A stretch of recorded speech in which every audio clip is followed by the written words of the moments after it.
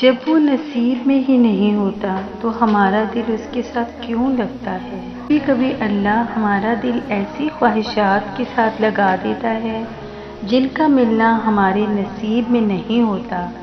کیوں جب نصیب میں نہیں ہوتا تو دل کیوں ایسی خواہش لگتا ہے؟ کیوں اس چیز کو ہم سے اتنے فاصلے پر رکھ دیتا ہے کہ ہم جتنا اس کو پانے کی دعائیں کرتے ہیں وہ اتنی ہی دور لگتی محسوس ہوتی ہیں؟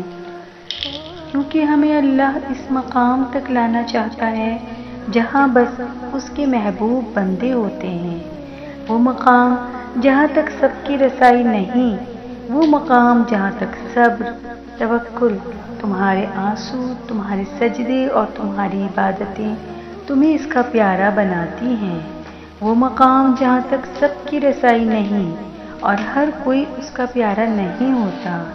پھر تم مانگتے مانگتے ہو، اس راستے پر چل پڑتے ہو جس راستے کے آخر پر وہ تمہارا منتظر ہوتا ہے، اور وہاں وہ تمہیں مل جاتا ہے، اور جب تمہیں وہ مل جاتا ہے تو تمہیں سب کچھ مل جاتا ہے۔ جانتے ہو اللہ تمہارے لیے مدد کب بھیجتا ہے؟ جب تمہیں ہر طرف سے بے بسی گھیر لیتی ہے، جب تم ناممکن کے باوجود بھی دعا مانگنا نہیں چھوڑتے، جب تم لوگوں کے انکار کے بعد بھی اللہ پر یقین رکھتے ہو، جب تم سجدے طویل کر لیتے ہو اور شکوے مختصر، تب اللہ تمہارے لیے ایسے راستے بناتا ہے جو کسی کے علم میں بھی نہیں ہوتے۔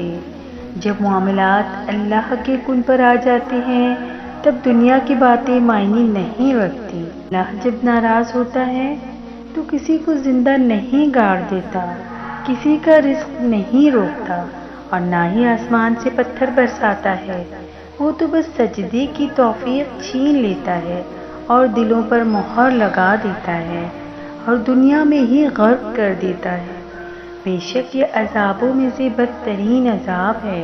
جب دنیا کی ٹھوکریں کھا کر خود کو تنہا پاؤ اور جب ٹوٹ کر ریزہ ریزہ ہو جاؤ، اپنا وجود کرچیوں میں بکھرا ہوا پاؤ، تو پھر اس کی دہلیز پر اپنا سر جھکا لینا اور یہ یاد رکھنا ان قریب وہ کل بھی تمہارے ساتھ تھا اور وہ آج بھی تمہارے ساتھ ہے۔ وہ قرآن میں فرماتا ہے، تمہارے رب نے تمہیں ہرگز نہیں چھوڑا اور نہ وہ ناراض ہوا۔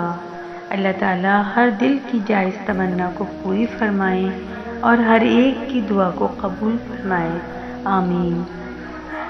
توکل کرو جیسے نوح علیہ السلام نے دوران سیلاب کیا تھا، جیسے ابراہیم علیہ السلام نے بہتی ہوئی آگ میں کیا تھا، جیسے موسیٰ علیہ السلام نے سمندر پر چلتے ہوئے کیا تھا، جیسے یوسف علیہ السلام نے اندھے کنویں میں کیا تھا، جیسے یونس علیہ السلام نے مچھلی کے پیٹ میں کیا تھا، جیسے حضرت یعقوب علیہ السلام نے بیماری میں کیا تھا، جیسے حضرت ہاجرہ رضی اللہ تعالی عنہا نے تپتے صحرا میں کیا تھا، جیسے حضرت زکریا علیہ السلام نے اپنی بیوی کے بانجھ ہونے کے باوجود اولاد کی دعا کرتے ہوئے کیا تھا۔ بس یقین رکھو اندھا، پھر دیکھو کیسے مقدر بدلتے ہیں۔ اور جب وہ تمہاری دعاؤں پر راضی ہو جاتا ہے تو پھر وہ یہ نہیں دیکھتا کہ دنیا اس پر مطمئن ہے یا نہیں، اور نہ پھر اس کو اس بات سے فرق پڑتا ہے کہ اس کی دعا میں کتنی رکاوٹیں ہیں۔ جب وہ ارادہ باندھ لیتا ہے تو مشکل کی ساری گرہیں خود بخود کھل جاتی ہیں۔ اللہ پاک ہماری ساری مشکلات کو دور فرمائے۔ اللہ کو پہلے سے ہی معلوم ہوتا ہے ہم جس چیز کے لیے تڑپتے ہیں، اللہ پہلے سے ہی اس تڑپ سے واقف ہوتا ہے۔ جب اسے سب پہلے سے پتہ ہوتا ہے تو ہمیں عطا کیوں نہیں کرتا؟ کیونکہ اس کے لیے ہی تو اللہ نے دعا بنائی اور دعا مانگنے کے لیے ہمیں بنایا، تاکہ ہم اس سے مانگیں، اس سے بات کریں، اسے بلاتے رہیں، اس سے دور نہ ہو جائیں، اس کے قریب رہیں تاکہ وہ ہمارے قریب ہو جائے۔ ہم اس سے مانگے اور انہی باتوں میں ہمارا الجھا ذہن اس چیز سے ہٹ جاتا ہے جو ہمارے لیے اچھی نہیں ہوتی۔ اتنی محبت کرتا ہے اللہ ہم سے، ہمارے لیے ہمیں غم دکھاتا ہے اور ہمارے لیے ہی ہم سے محبت کرتا ہے۔